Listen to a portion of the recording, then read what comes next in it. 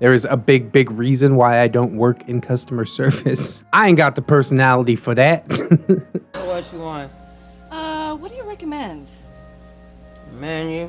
Hello friends and welcome back to ReddX, your source for the freshest daily Reddit content anywhere on the internet. Promise, swearsies, it's just a fact, and it's totally science. Please go look it up.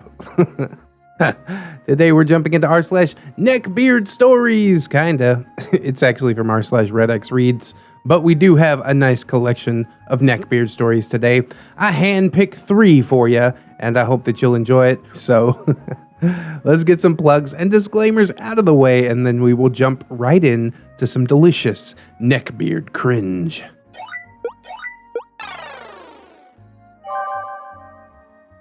My first Neckbeard experience. Hello, all you lovely people. It is I, Strawberry Belle, and I am back once again to tell you all another story from my vault of Cosplay Chronicles. The branding's on point. This story is more awkward than it is like overtly creepy, so hopefully it'll be a nice break from the dastardly tales of others' misfortunes. We'll get into those. I just want to ease you guys in, you know? While still being neckbeardy enough to satisfy your palate. It's so rich and buttery. I love the taste. Small disclaimer, I'm on mobile again, so formatting may be off. And now, the cast list. Little Belle, the younger version of me, your OP of the evening. Mama Belle, my lovely mother. And Flutterbeard, the neckbeard who would become the origin of all the Cosplay Chronicle stories, as he was the first beardo that I had met. Unfortunate. Long ago, in the year of 2014, a 12-year-old little Belle was getting ready to go to her first convention. It was a tiny local convention, but the young Miss Belle did not care. She stowed away her 3DS alongside her games, her Pokemon cards, and her little wallet, lovingly placed them into her bag the night before, and barely managed to sleep because she was so overcome with excitement. Little Belle woke up bright and early the next day, and piece by piece, put on her cosplay of the character Spitfire from My Little Pony, the yellow-coated Pegasus with a fiery orange mane, who was the leader of Equestria's elite flying team known as the Wonderbolts. We getting some deep My Little Pony lore. I don't know any of this. Once Little Belle had finished putting on her blue shirt with a strip of yellow fabric taped to the front, foam Wonderbolt pin, small yellow pony ears, goggles, and little lightning bolts on her cheeks, she was ready. Note the absence of a flame-colored wig.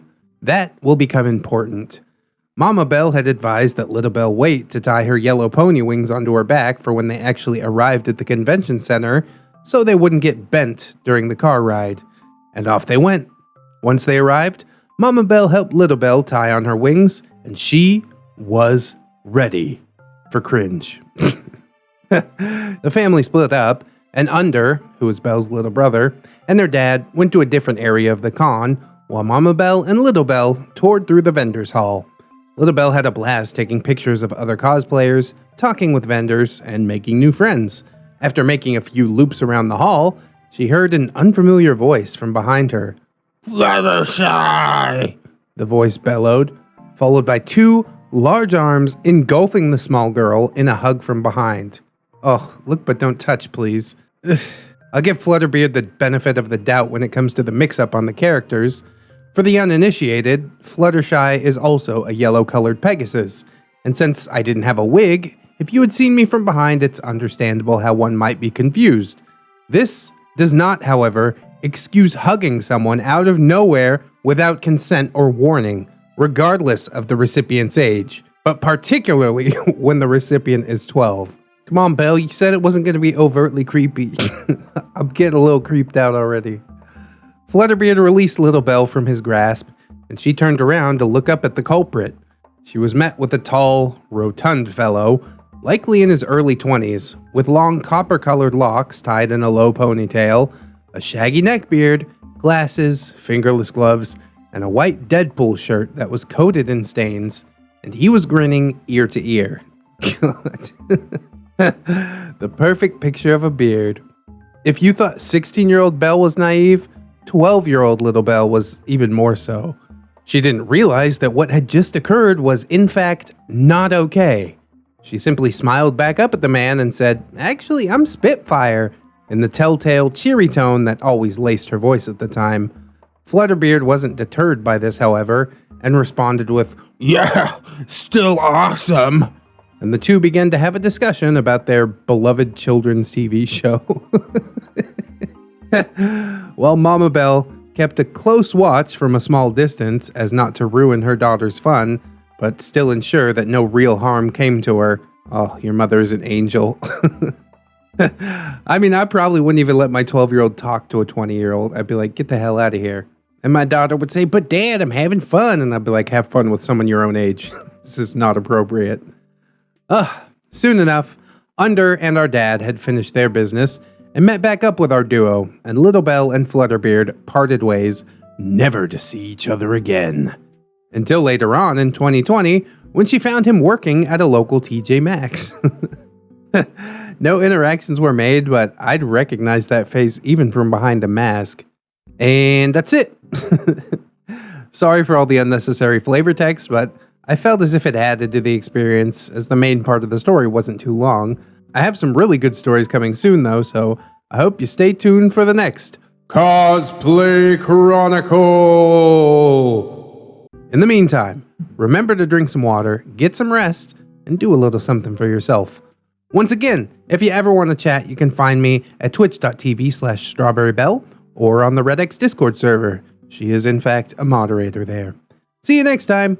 Oh, I always appreciate the Cosplay Chronicles, Bell. You go right into the heart of the Neckbeard den and essentially beard bait yourself, although probably inadvertently, and then you bring the tails back. It takes a brave person to do what you do, and we are definitely grateful for it. I'm glad your parents were with you and that this did not escalate beyond just like a passing exchange, you know? He could have been like, "Ugh, what's your phone number?" And then that's probably when Mom would have stepped in and kicked him in the dick. And everybody would have clapped. It's kind of sad he's working at a TJ Maxx, you know? 8 years later, almost pushing into your 30s and you're working at the TJ Maxx, bruh. Not to throw shade or anything, but you should be like aiming a little bit higher at that point, I should think. But I ain't trying to attack TJ Maxx employees.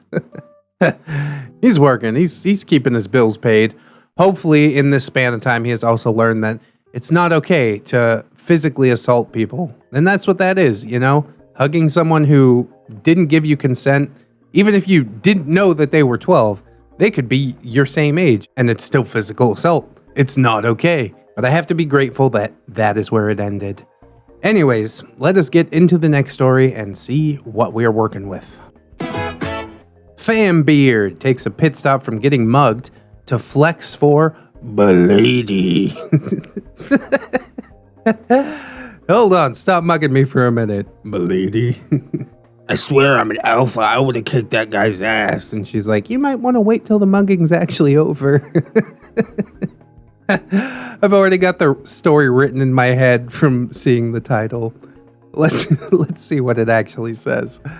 Hello, folks. I've been a fan of the Legbeard and Neckbeard horror stories ever since I discovered ReddX, but I never had any personal experiences with the breed until last Halloween, that is.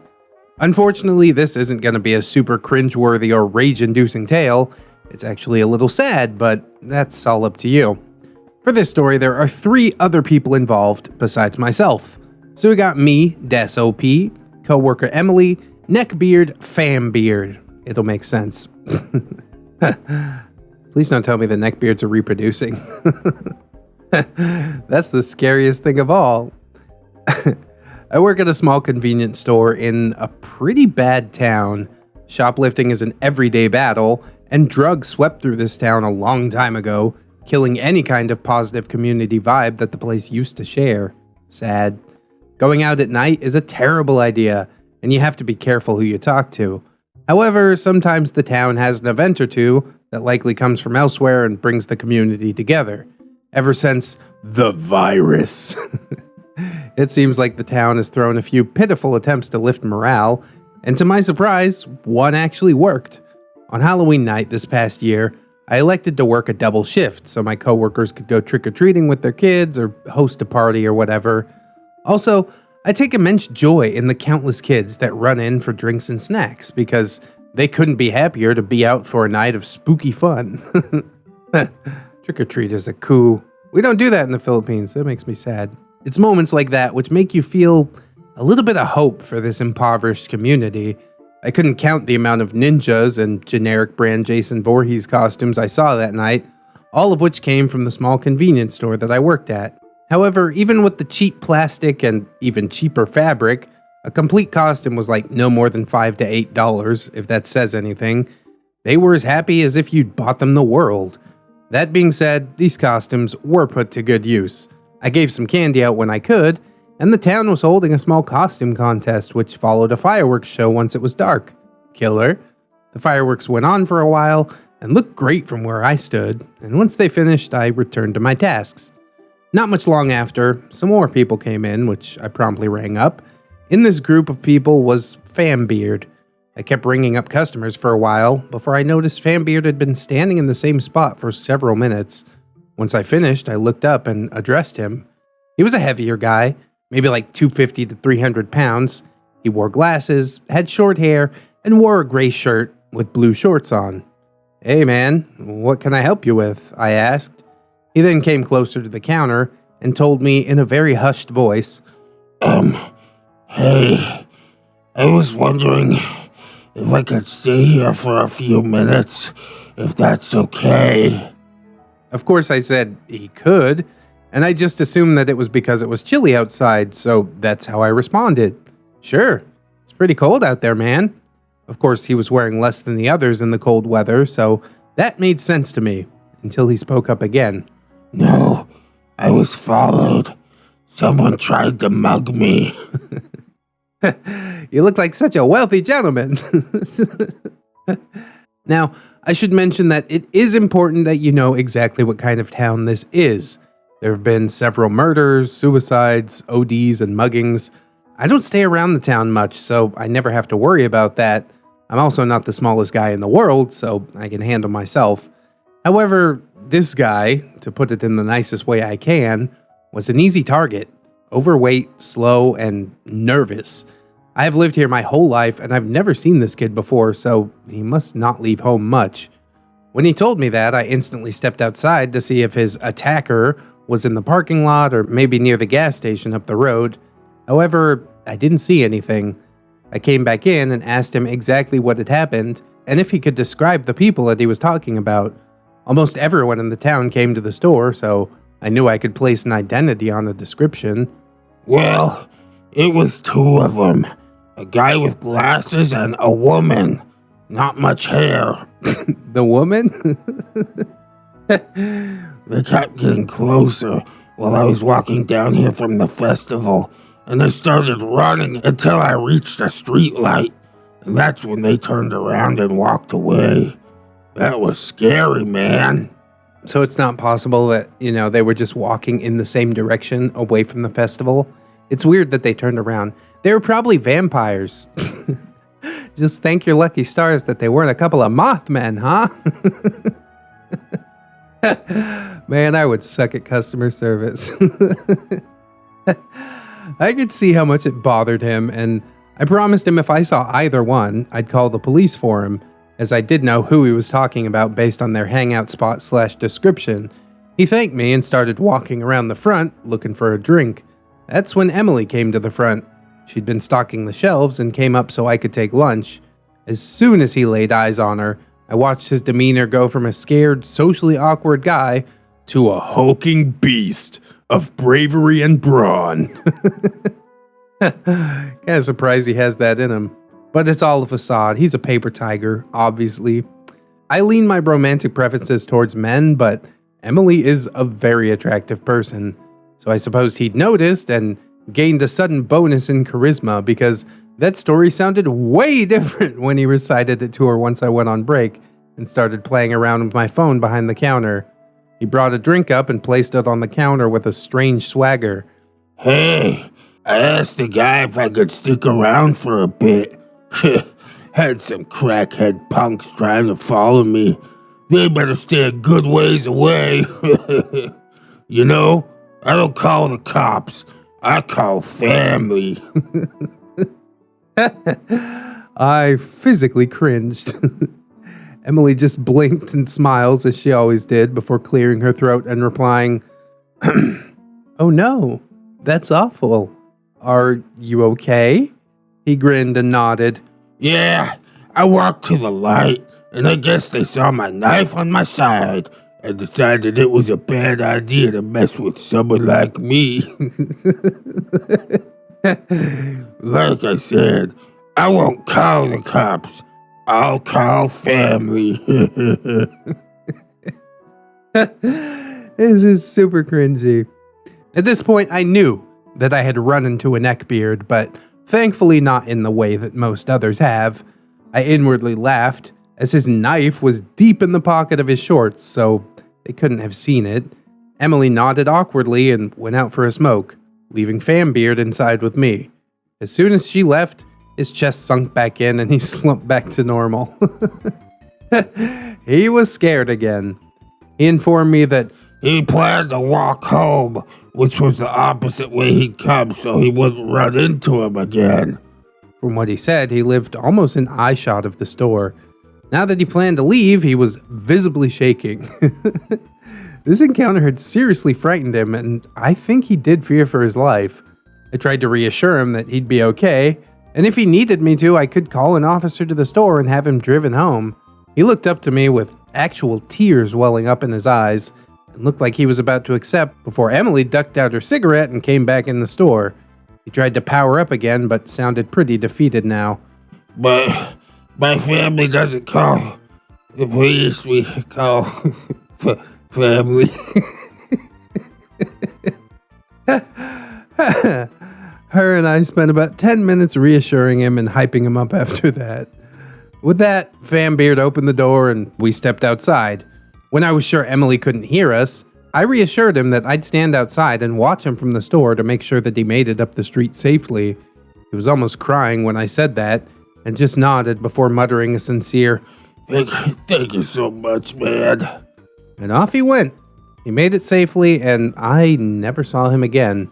I figure he was petrified enough of the situation that brought him to me, so whatever. I let him puff out his chest and feel like a big man. Emily agreed once we discussed what had happened. Normally, she shuts anyone down that she thinks is even remotely flirting, but she understood what was happening. Both her and I wanted him to feel confident enough to make that walk home in the dark, and if that meant letting him flex a little bit in front of us, mainly Emily, then we'd let him. I hope he's more confident and doesn't use that calling family line anymore. That one makes me cringe to this day. TLDR, Neckbeard runs from a mugging, takes a break to flex in front of a female coworker, and I reassure him that he will be okay. Hope you guys enjoyed. I know it isn't a conventional story, maybe it doesn't make much sense, but I wasn't out to deflate him because I understand getting followed at night is terrifying, and maybe he was just trying to save face while gassing up. Either way, thanks for reading. So my two main criteria for beard status have been met.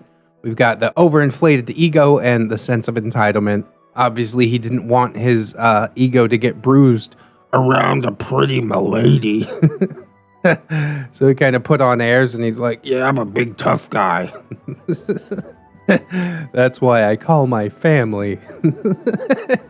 And then I just imagine like 3 8-year-old kids and a wife running out in the street. He probably meant like, country cousins and whatnot.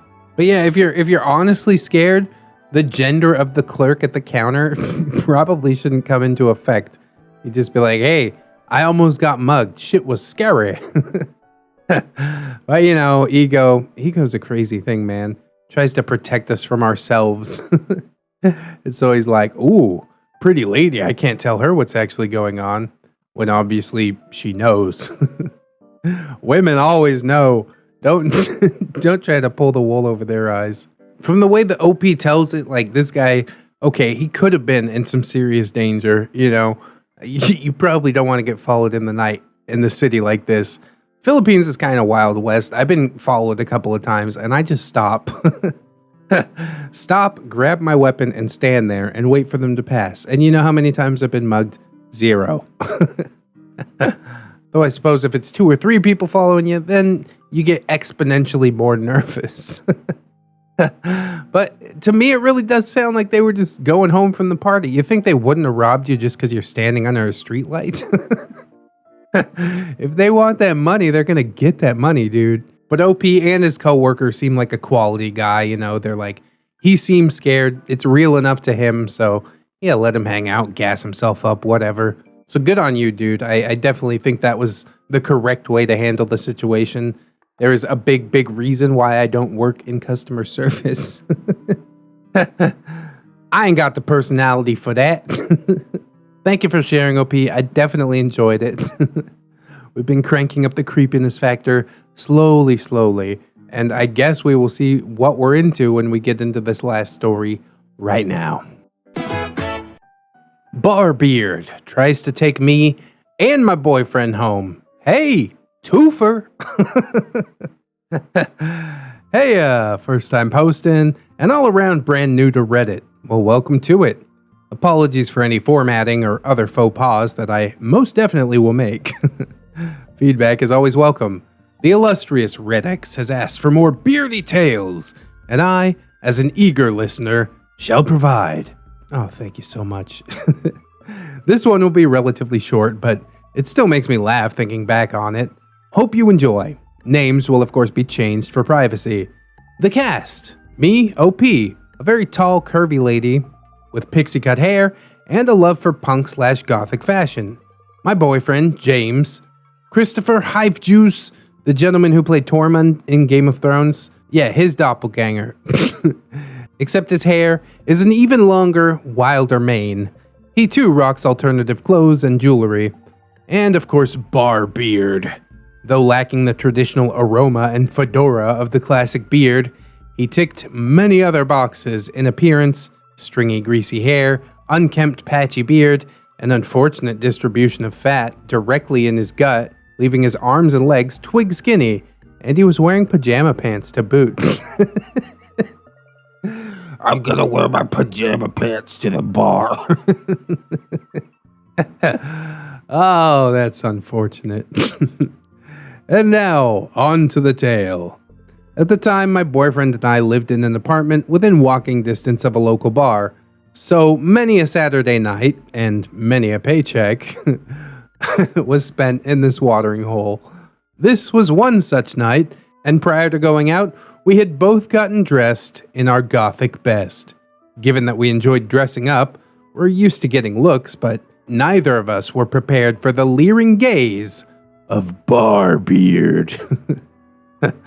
I'd noticed him offhand entering the bar with a bigger group of people, all of whom seemed completely normal. Though he was clearly a part of this group, he seemed to spend most of the evening sitting alone, staring at his phone, until James noticed him staring at me. OP, what's up, hon? James, that guy keeps looking at you whenever you bend over the pool table. OP, let him look. You're the only one who gets to touch. James, damn straight. I'd still go over there and fuck with him just for looking, though. I'm not gonna punch you, but I am gonna ask you what the fuck you're looking at. I take my shot and I miss, so it's James's turn. As he goes to take aim, I move to the other side of the table and see Barbeard clearly eyeing up not me, but my boyfriend. OP, are you sure he was looking at me? James, definitely. He wasn't being subtle. Why? OP, because he's for sure looking at you now. James, no way. OP, I'm serious, babe. He's ogling you like a piece of meat. James, okay. That's weird. Yeah, just a little. We took a few more turns before finishing the game. James won, and then started another round, as well as having several more rounds of drinks, when suddenly the beard made his approach. Barbeard, Hi. James, hey, did you or your friends, want to play some pool? Barbeard, No, I just wanted to say that you two look very interesting. Are you a couple? OP, yep, kissing James on the cheek for emphasis. Barbeard. Oh, well, that's nice. That's nice. Do you guys like, adding other people into the mix? If you know what I mean. James. No, we're exclusive to each other. Barbeard. Oh, well, that's a shame. You two seem cool. Bye. And off he went, back to ignoring his friends. Back to ignoring the people he came in with the confirmation that we would in fact not be going home with him for nighttime adult activities.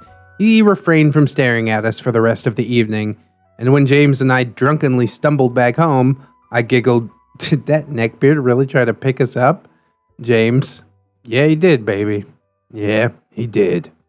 TLDR, a neckbeard tried and failed to make swingers out of me and my boyfriend.